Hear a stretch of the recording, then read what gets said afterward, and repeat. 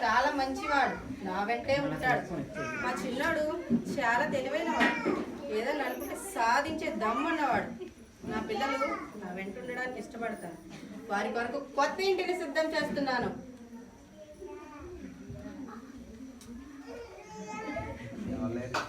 నాన్న, చిన్నడా చిన్నడా రారా. ఏంట్రా చిన్నడా, ఏంటి సంగతి? తండ్రి గారు, మన పూర్వీకుల నుండి ఇలా గొర్రెల వ్యాపారం ఉంటే ఎక్కువ లాభాలు సంపాదించలేము.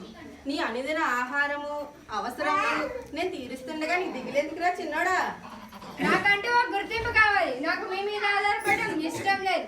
సులువుగా సంపాదించే మార్గం నాకు తెలుసు. నా కుమారుడా, ఈ లోకంలో ఉండే సులువైన వేష మార్గములు చివరికి ఘోర నరకానికి చేరుకుంటున్నాయి.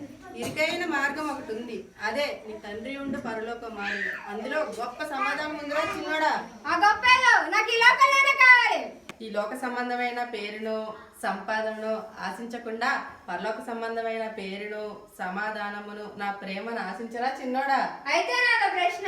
ఏంటో చెప్పు. ఆ పరలోక సంబంధమైన ప్రేమతోనే నన్ను ప్రేమిస్తున్నావా నాన్న? నీ కోసం నా ప్రాణాన్ని కూడా ఇచ్చి అంత ఎక్కువగా ప్రేమిస్తున్నారా చిన్నోడా. అంతగా నన్ను ప్రేమిస్తే నేను అడిగింది ఇవ్వగలవా నాన్న? నువ్వేది అడిగితే అది నేను నీకు అనుగ్రహిస్తానురా చిన్నోడా. ఆస్తిలో నా భాగం నాకు ఇచ్చే.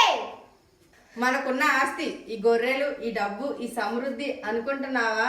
నా ఆస్తిలో నువ్వు అడగవలసిన అత్యంత ప్రాముఖ్యమైనది ఒకటి ఉంది, అది నేనే. నా కుమారుడా, నన్ను సంపాదించుకోరా చిన్నోడా. నీ తండ్రి అనే ఆస్తి అత్యంత విలువైనది. ఆ విలువైన ఆస్తి వద్దు, కానీ ఆ విలువలేని ఈ లోక సంపద నాకు కావాలి. నా ఆస్తిలో సగ భాగం నేను, మిగిలినది నువ్వు అడిగిన ఆస్తి. రెండిట్లో నీకేం కావాలి? నేను అడిగిన నా ఆస్తి నాకు కావాలి. ఇదిగో నా ఆస్తి.